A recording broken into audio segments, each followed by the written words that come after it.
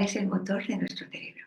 Cuando realizamos una tarea, notamos esa diferencia de cómo la realizamos en función de cómo está nuestra atención, cómo está nuestra consciencia y cómo está funcionando nuestro cerebro. ¿Ahora está produciendo algo o está permitiendo, está siendo un instrumento para transmitir algo? En nuestra visión actual materialista, el cerebro produce. Vamos al cuerpo, nos identificamos con ello, el cuerpo existe, produce y luego desaparece cuando para. Tenemos esa visión materialista. Entonces, ¿cuándo nos vamos? Cuando el cerebro deja de producir, decimos, cuando ya no hay una actividad. Y como sabéis, soy doctora en ciencias físicas y utilizo el método científico para investigar la meditación, investigar el cerebro, la consciencia, todos estos temas. Y lo que ocurre es que vamos un poquito más en el estudio que la ciencia actual, porque la ciencia, dentro de sus posibilidades, ha elegido este aspecto materialista para simplificar su investigación. Investiga el cerebro de esta manera materialista y también busca la sencillez. Digamos que también es reduccionista. Y aquí buscamos un entendimiento más amplio. Vamos a intentarlo. El otro día escuchaba una entrevista a un físico teórico que ha ido al campo de la neurobiología y planteaba este tema diciendo, el cerebro, comparémoslo con un prisma. Al prisma le llega la luz y del otro lado sale un haz de luz roja. ¿El prisma produce el haz de luz roja o permite que desde que lo que le llega ofrece ese haz de luz roja? Esta es la cuestión. Nuestro cerebro es algo que permite, es un instrumento que en función de lo que le llega hace esa traducción, esa elaboración para que salga algo que llega a nuestra consciencia.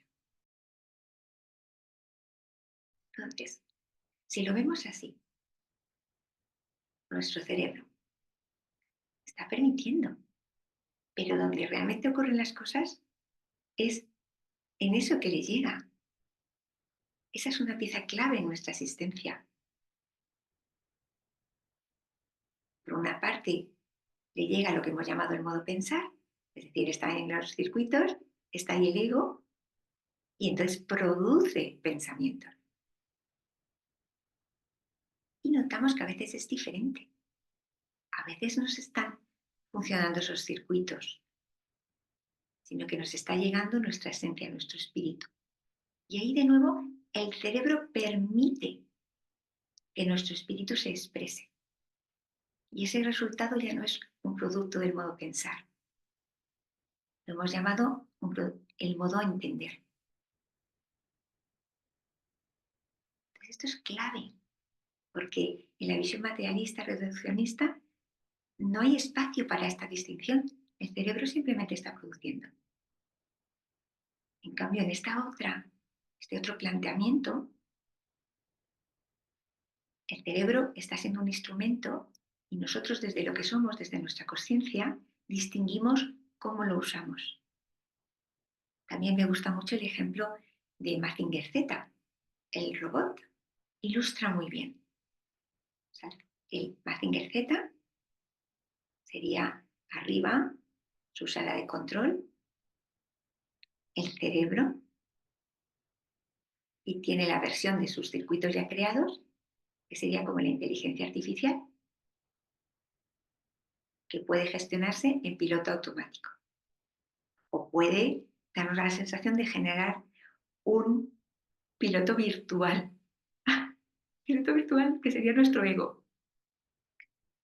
Y luego hay un momento en el que apagamos ese piloto virtual Y somos verdaderamente nosotros, nuestra existencia, la vida, la que está decidiendo cómo utiliza ese Mazinger Z, ese robot, ese cuerpo. Y aquí va el último aspecto que quería comentar, interesante. Y dices, pero si yo medito, estoy en el silencio, ya entro en ese estado que estoy en la gloria, estoy en el reino de los cielos, estoy divinamente, lo entiendo todo, pues ya está. No, no, no. Resulta que también tienes que dedicar tus ratitos a mirar esos circuitos del robot para arreglarlos.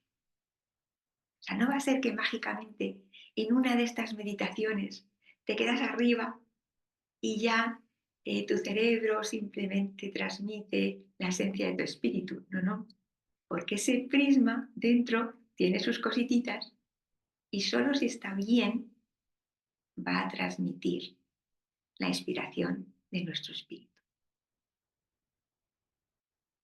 Hoy también me venía este otro ejemplo. Es como si tenemos la casa y la casa está desordenada, sucia, tiene bichos y salimos. Salgo de mi casa, llego a la montaña, qué precioso, estoy ahí fenomenal. Ya está. No, no, no, no. Porque en un momento dado vuelves a tu casa, vuelves a los engranajes de tu cerebro, vuelves a tu modo de pensar porque lo necesitas